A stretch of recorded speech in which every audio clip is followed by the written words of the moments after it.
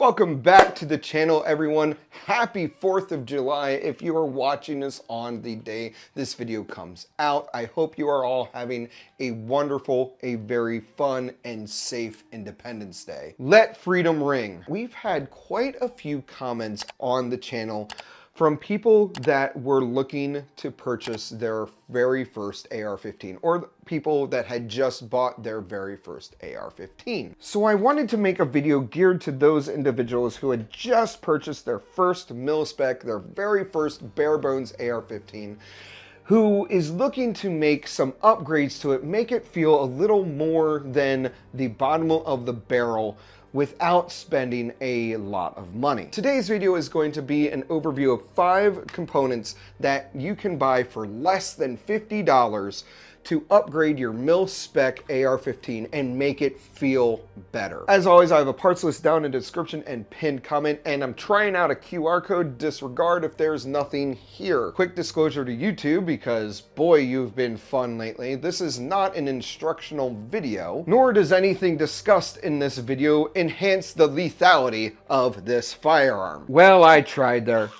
No, shoot. First up, and I'm going to use my hunting AR-15 to showcase several of these upgrades. First, we have the stock. There are a good number of aftermarket stocks available for under $50. Now, full disclosure, I am a Magpul furniture fanboy. The problem there is a good number of Magpul stocks are over this $50 price point that I've set for this video. However, they do have a couple very nicely priced sub $50 stocks. The MOE stock costs $45. When it comes to looks, when it comes to feel, and when it comes to functionality, I greatly prefer the Magpul line of stocks over mil-spec, and I truly believe that it is a good enhancement to the form and function of the AR-15 rifle. Next up is the pistol grip, and just like the stock, I am a Magpul fanboy. They have a huge selection of pistol grips. I personally like the ones that have the in-pistol grip storage compartment. They also make replacement inserts that will hold batteries or even replacement bolts for your rifle. Like I said, they come in a number of different styles. This is just a simple Magpul MOE pistol grip. The one that's still on my deconverted AR-15 is actually an MOE K2, I believe. It's a rubberized grip, which I know some people have problems with over time, but I have a lot of time on that pistol grip and it has not worn out. It has not started to deteriorate.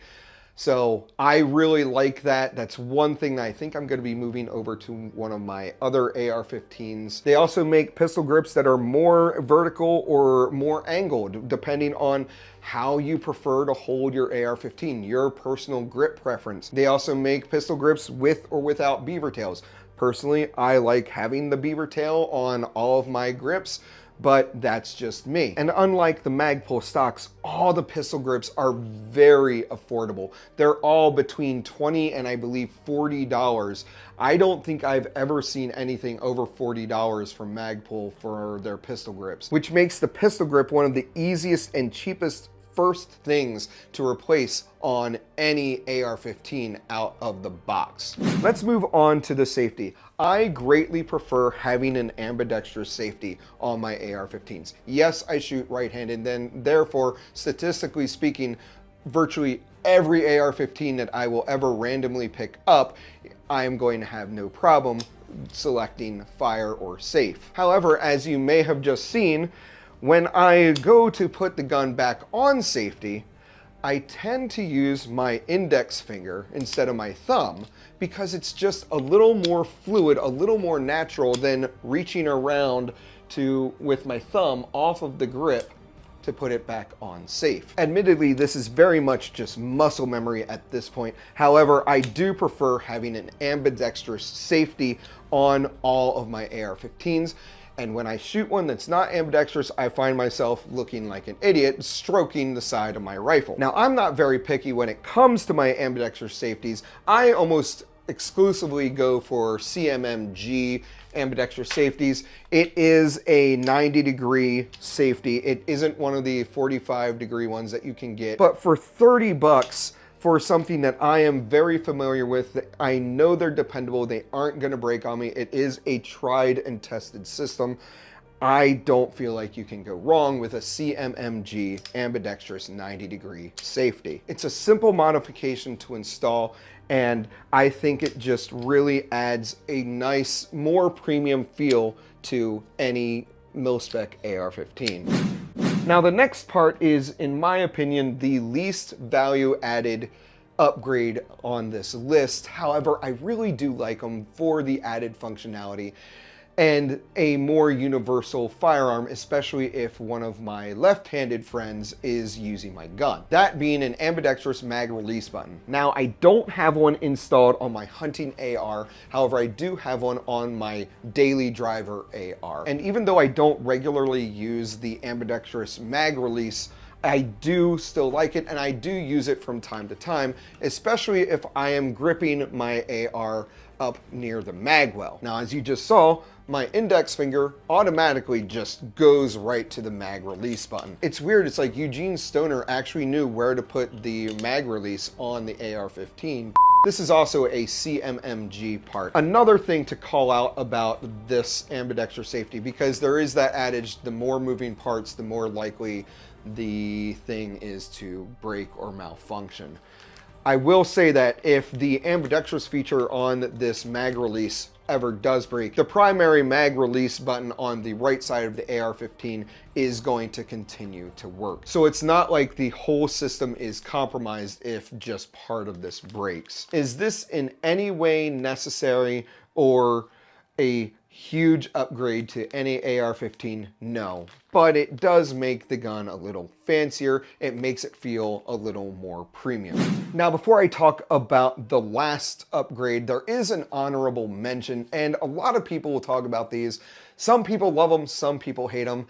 That is the BAD lever. Magpul makes the BAD lever, the battery assistance device lever. I used to have one installed on my M&P 15. I don't know where it is. I have looked everywhere for it, which makes me think that maybe I threw it out with a bunch of stuff that I knew I was never going to use again, which I guess that's a spoiler alert for why it doesn't make my ultimate list here of sub $50 accessories. Essentially, it is a bolt-on accessory that fits over your mil-spec bolt catch, and with a lever that goes through the trigger guard to the right side, it allows you to drop the bolt on your AR-15 after the bolt has been locked back on the last round.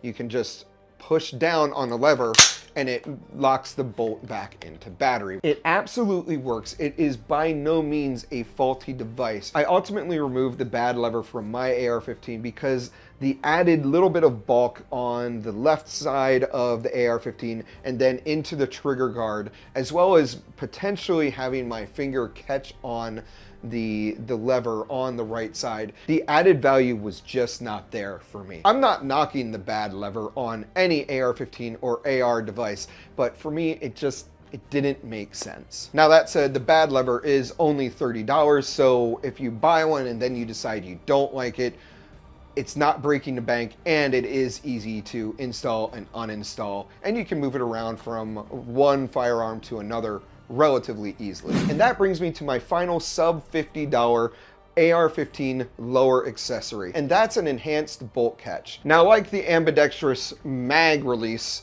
there is no true necessity for this. If you are familiar with an AR-15, you know how to operate the bolt catch. There is nothing wrong with a mil-spec bolt catch, bolt release button. However, I really do like some of the enlarged bolt catches that you can buy on the market. The one I have on my main AR-15 is by Radian, and it costs just about $30. It's very easy to install, and I personally really like the increased surface area of the bolt catch. That, and it makes the AR-15 on which it's installed look a little bit more unique. You know, as unique as one of the most commonly owned firearms in the United States can be. Again, none of these accessories are what I would call game changers or mind-blowing. None of these things are gonna make anybody an expert marksman or John Wick, but they are little nice to haves, especially if you're a person that likes to tinker and modify your AR-15s. Now, before you click off of this video, I want to remind everybody that we have a giveaway going on through the end of July 2025. Go check out this video here and go check out PhantomLlamasDen.com's homepage. We have all the information you need right there. I also want to thank everybody again for all of their support. We wouldn't be able to make anything on this channel happen without your support. We have a ton of stuff coming. I like to try and tease some of the things up on this shelf. I'm excited for some of the range days we've got coming up, and we may even be getting a special guest we've had on the channel back. Really looking forward to showing you all the content we have planned. We've got some more night vision stuff coming. Need to get my AR-10 fixed. That's been interesting. As well as another night vision product that I think is supposed to be getting here very soon. Hopefully that doesn't fall through. But please make sure you're subscribed to the channel. Hit that like button if you like these videos. It really does help us out, as well as all other gun channels, because YouTube really likes to hide our content from the masses. Again, happy 4th of July to all my fellow Americans. Be safe and have lots of fun today. That's gonna do it for this video, everybody. I hope you enjoyed it. If you did, please consider hitting the like button, subscribing to the Phantom Llamas Den. Go check us out on X, Instagram, PhantomLlamasDen.com. Go follow us on Twitch, where we game most Friday nights. As always, don't take life too seriously and make it a great day.